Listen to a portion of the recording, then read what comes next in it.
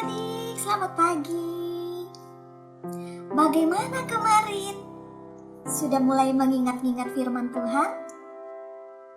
Apa hasilnya? Adik-adik boleh tulis di kolom komentar ya. Apa yang adik-adik rasakan? Nah, kembali pagi ini kita akan merenungkan firman Tuhan. Baik, sebelum kita membaca dari firman Tuhan, mari kita berdoa. Roh Kudus yang baik, kembali kami akan merenungkan firman-Mu. Firman-Mu berkuasa, firman-Mu penting bagi kami. Firman-Mu mengadakan mukjizat, keajaiban-keajaiban di dalam kehidupan kami. Kami percaya ketika kami banyak-banyak mendengar firman-Mu, maka iman kami, percaya kami kepada Tuhan semakin tumbuh. Dan Tuhan Yesus dipermuliakan melalui kehidupan ini. Terpujilah Engkau. Dalam nama Tuhan Yesus Kristus, urapi telinga kami, urapi mata kami yang membaca firman-Mu. Haleluya, amin. Puji Tuhan. Nah, adik-adik, kalau kemarin kita sudah belajar ya, bahwa Daud itu menjadi lebih bijaksana daripada musuh-musuhnya. Daud dia lebih berakal budi dari semua pengajarnya.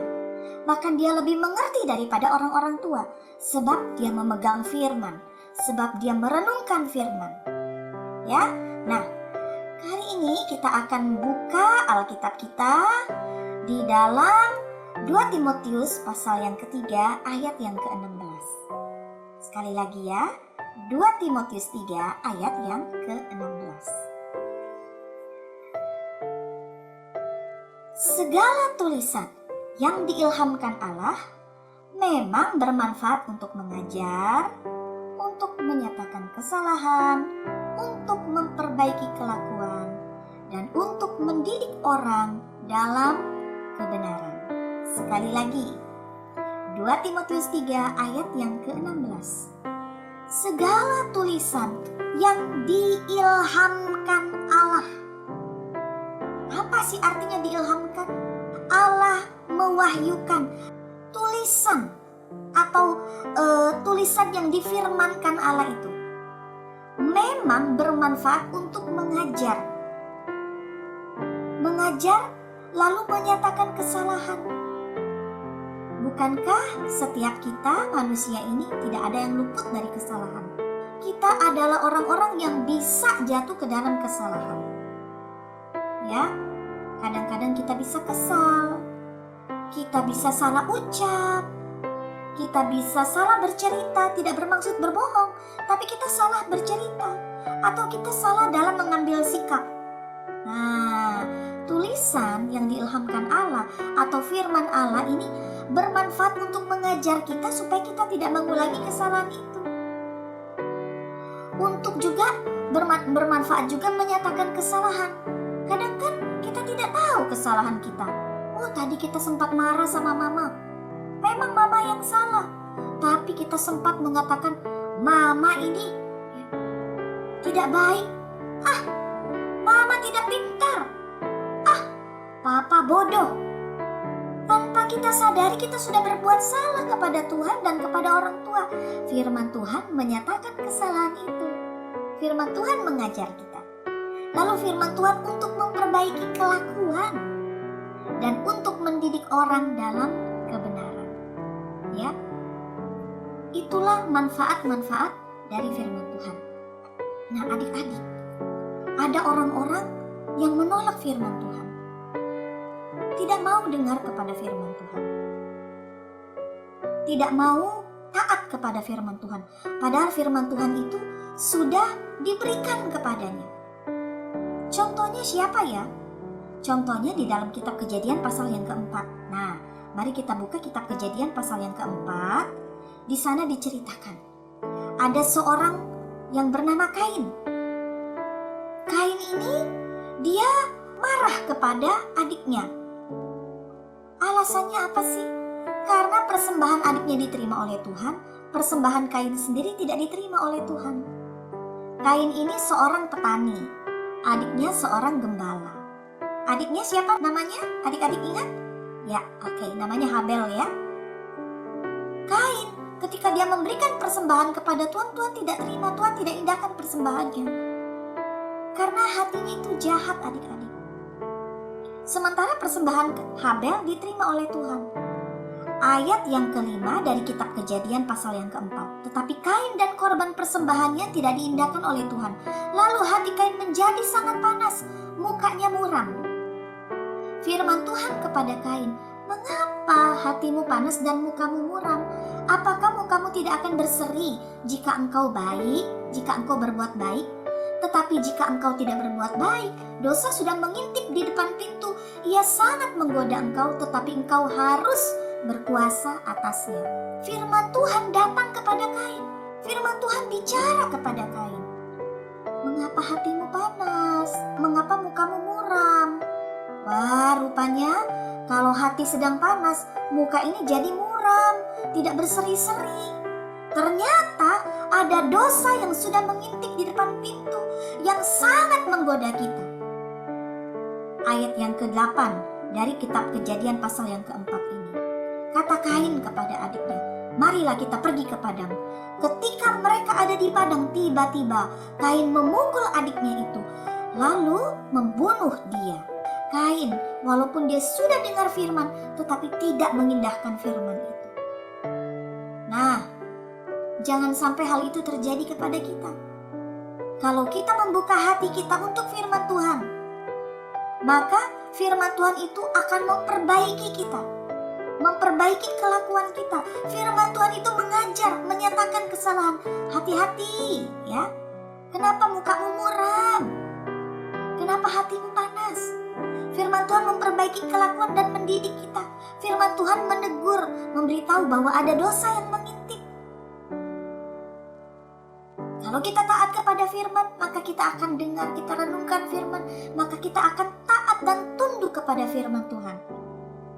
Sehingga langkah-langkah kita dituntun oleh firman Tuhan itu, dan kita terhindar dari kesalahan-kesalahan yang lebih besar ya. Tuhan tolong kita semua ya adik-adik.